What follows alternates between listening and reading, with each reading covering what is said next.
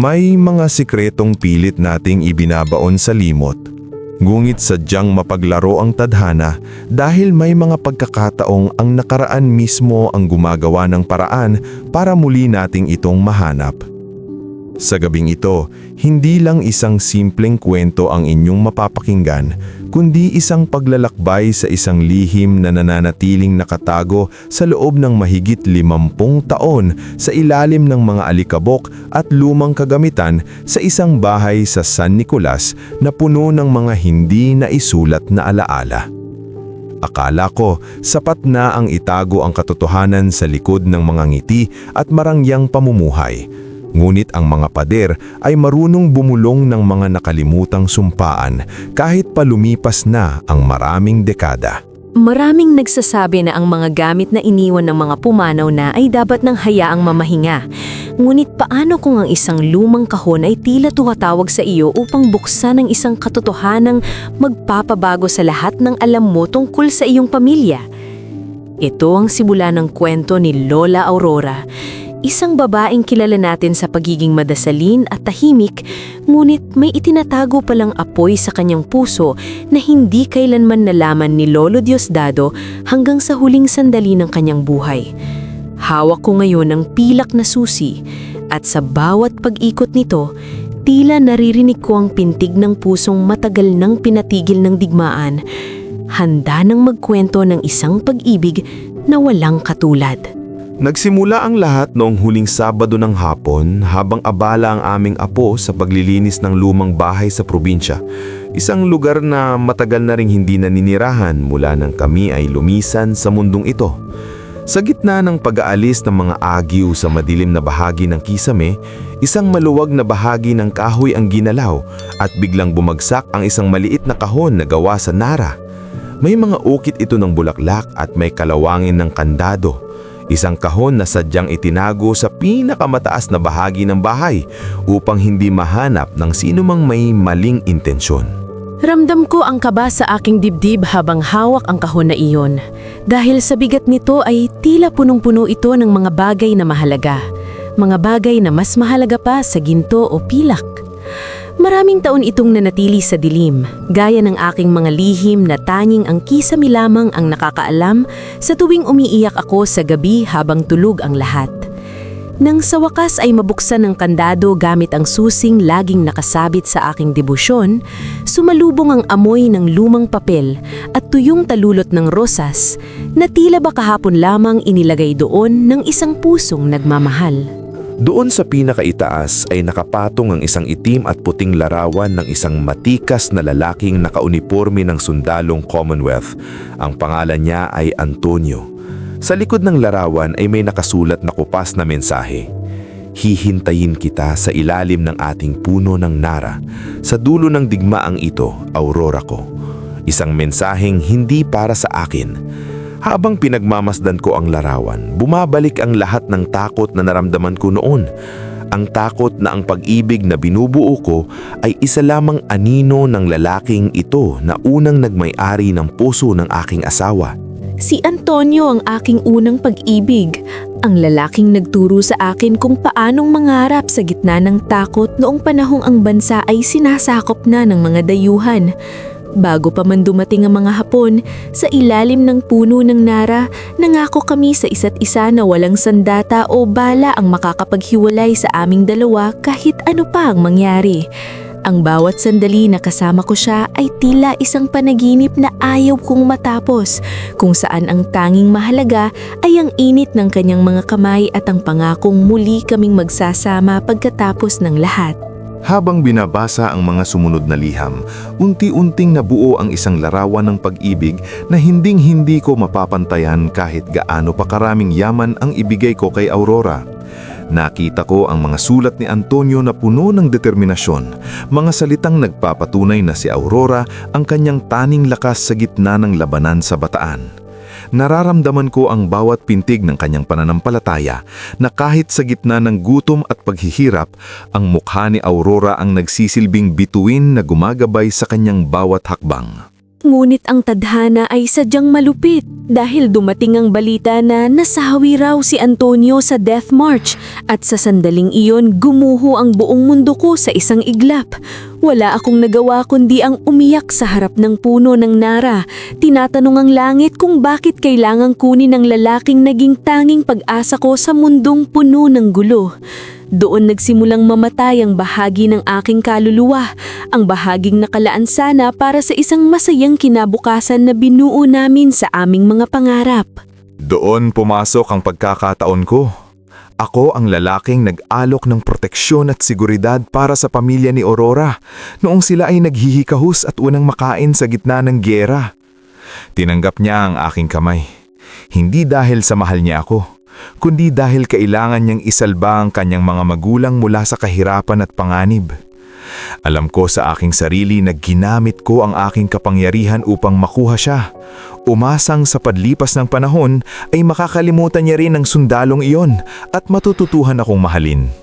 Ikinasal kami ni Diosdado sa isang simpleng seremonya. Ngunit ang bawat oo na binitawan ko sa harap ng altar ay tila isang pagsisinungaling sa aking sariling puso. Naging mabuting asawa si Diosdado. Ibinigay niya ang lahat ng luho at kailangan ko. Pero kahit gaano siya kabait, hindi niya napunan ang puwang na iniwan ni Antonio.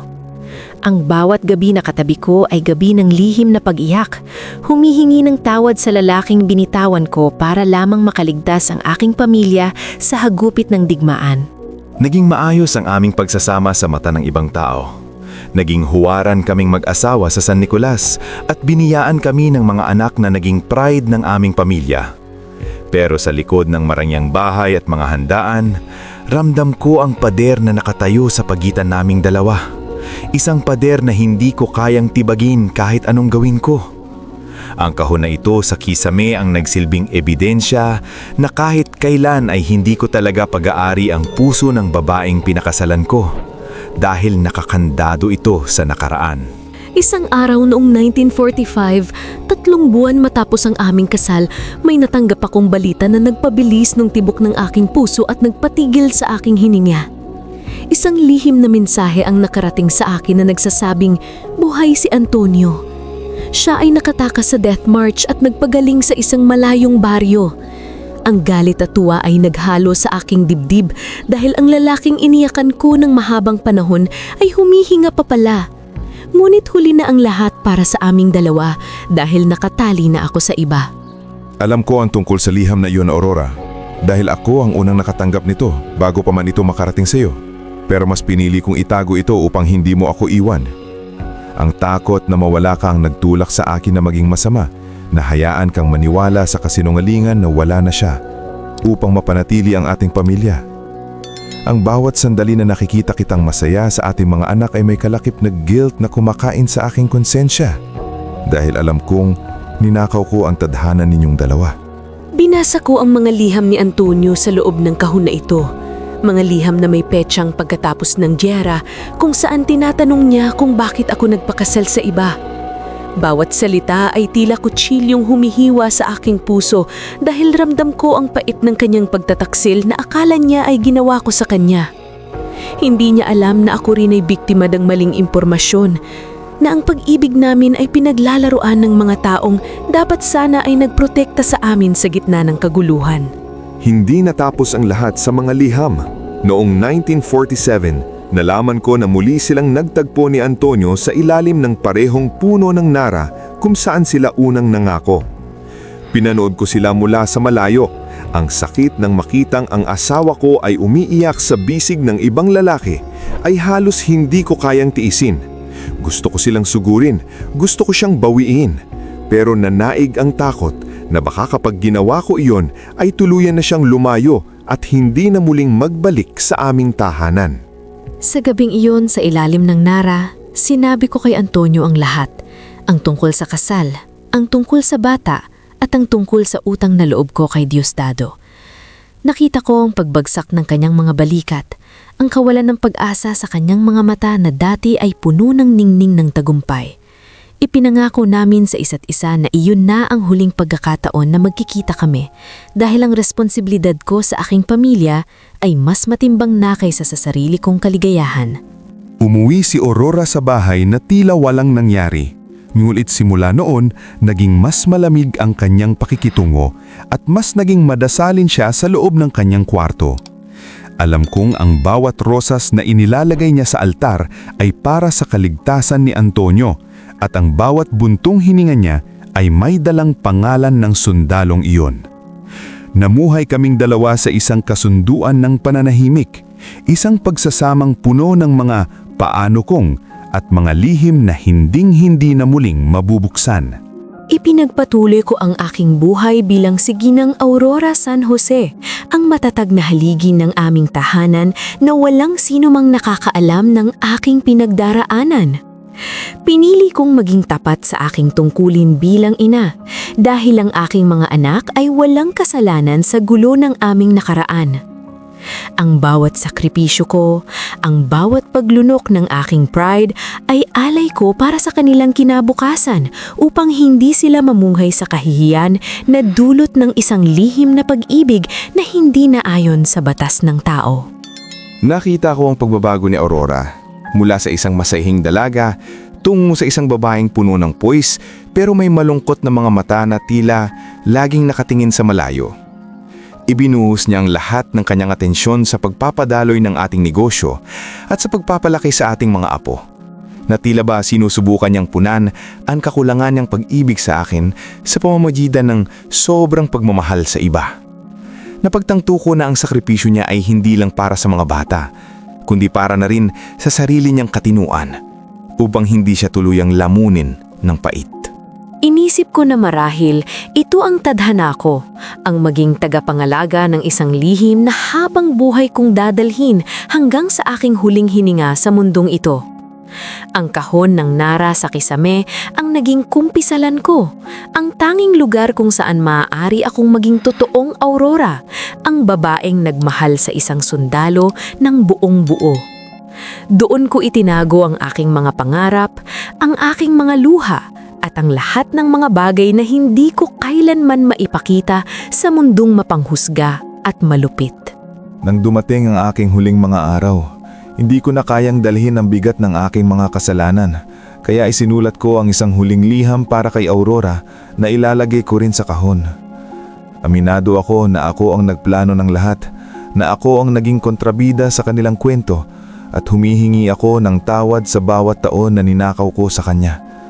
Gusto kong malaman niya na kahit naging makasarili ako, ang pagmamahal ko sa kanya ay totoo, kahit pa alam kong hinding-hindi niya ito mapapantayan ng pag-ibig niya kay Antonio. Nahanap ko ang liham na iyon ni Diosdado ilang buwan bago rin ako pumanaw, at sa halip na magalit, naramdaman ko ang isang malalim na awa para sa kanya. Napagtanto ko na pareho kaming biktima ng aming sariling mga desisyon at ang pagpapatawad ang tanging paraan upang kami ay parehong makapagpahinga ng payapa. Niyakap ko ang kanyang alaala, hindi bilang isang asawa, kundi bilang isang kaibigan na kasama kong lumaban sa hirap ng buhay sa loob ng 60 taon ng aming pagsasama. Ang aming mga lihim ay naging bahagi na ng mga anino sa Kisame. Naghihintay na lamang ng tamang panahon upang mahanap ng susunod na henerasyon na mas malawak ang pangunawa. Inaasahan ko na ang aming mga apo ay hindi kami huhusgahan, kundi matututo sa aming mga pagkakamali at sa tindi ng aming mga pinagdaanan sa gitna ng digmaan. Ang kahon na ito ay hindi simbolo ng kataksilan, kundi simbolo ng pagkatao nating lahat. Puno ng kapintasan, pag-ibig, at ang walang katapusang paghahanap sa katotohanan. Ang bawat piraso ng gamit sa loob ng kahon ay may kanya-kanyang kwento ng katapatan at pagtitiis na nais kong ipamana sa aking mga apo bilang kanilang gabay sa buhay. Gusto kong malaman nila na ang pag-ibig ay hindi laging madali. At kung minsan, ang pinakamalaking patunay ng pagmamahal ay ang pagpili sa tama kaysa sa gusto mo. Si Antonio ay mananatiling isang magandang alaala, isang bahagi ng aking kasaysayan na nagpatatag sa akin upang maging babaeng nakilala ninyo at minahal sa loob ng maraming taon. Habang tinitignan ko ang aming pamilya mula sa kabilang buhay, nakikita ko ang bunga ng aming mga sakripisyo sa mga mata ng aming mga apo na puno ng pangarap at pag-asa. Maaaring naging masalimuot ang aming simula, pero ang ending ng aming kwento ay ang pagkakaroon ng isang pamilyang matatag at nagkakaisa sa kabila ng lahat ng lihim. Ang kahon ng Nara ay tapos na sa kanyang tungkulin na magtago dahil mayon ay oras na upang ang katotohanan ay magsilbing aral sa lahat ng makakarinig nito. Handa na akong ipaubaya ang lahat ng ito sa inyo, ang aking mga minamahal na apo, dahil alam kong kayo ang magpapatuloy ng aming mga hindi natapos na kabanata. Huwag niyo kaming kalilimutan. Huwag niyong kalimutan ang aming mga kwento dahil dito niyo malalaman kung saan kayo nagmula at kung gaano kalalim ang pinag-uugatan ng inyong mga pangalan. Ang pag-ibig ni na Aurora, Antonio at Diosdado ay isang trianggulo ng kasaysayan na hinding-hindi na muling mabubura sa alaala ng San Nicolas. Ngulit may isang bagay pa kaming iniwan sa loob ng kahon. Isang maliit na susi para sa isang safe box sa bangko na hindi kailanman nabuksan mula noong 1950. Ano ang laman nito? May iba pa bang lihim na hindi namin naisulat sa mga liham na ito o ito ba ang huling regalo namin para sa aming mga tagapagmana? Ang misteryo ng aming buhay ay tila isang puzzle na kailangan ninyong buuin upang mahanap ang tunay na kayamanan na aming iniwan bago kami tuluyang lumisan. Nararamdaman ko ang pananabik ng aming mga apo habang hinahawakan nila ang huling susing ito. Isang susi na magdadala sa kanila sa isang bagong revelasyon tungkol sa aming pamilya. Hindi pa natatapos ang kwento sa pagkakita ng kahon sa kisami dahil ang bawat sagot ay nagbubukas lamang ng bagong katanungan na kailangang masagot sa lalong madaling panahon. Handa na ba kayong malaman kung ano ang itinatago namin sa loob ng safe box na iyon sa loob ng mahigit 70 taon? Ang katotohanan ay malapit na ninyong malaman at sigurado ako na hindi nyo ito inaasahan dahil maging kami ay nagulat sa naging kinalabasan ng huling desisyon na aming ginawa. Ang bawat hakbang nyo patungo sa bangko ay hakbang din patungo sa pagkilala sa tunay na pagkatao ng inyong mga ninuno na pilit naming itinago sa ilalim ng aming mga maskara. Abangan nyo ang susunod na mangyayari dahil ang kwentong ito ay punong-puno pa ng mga plot twist na magpapatigil sa inyong mundo. Dito muna tayo magtatapos para sa gabing ito. Ngunit ang aming mga boses ay mananatiling nakaukit sa inyong mga isipan bilang paalala ng aming wagas na pag-ibig at sakripisyo. Salamat sa pakikinig sa aming kwento, sa pag-unawa sa aming mga kamalian at sa pagyakap sa aming katotohanan kahit gaano pa ito kabigat sa inyong mga puso. Ang bawat salita ay alay namin sa inyo, ang aming mga tagapagmana ng lihim, upang magkaroon kayo ng lakas na harapin ang inyong sariling mga hamon sa buhay. Ako si Diosdado, at ito ang aking huling pag-amin sa harap ng inyong lahat. Isang pag-aming nagbibigay sa akin ng kapayapaan sa kabilang buhay na matagal ko nang hinahangad. Ang aming kwento ay patunay na walang lihim na hindi nabubunyag at walang kasalanan na hindi kayang hilumin ng tunay na pagsisisi at pagpapatawad.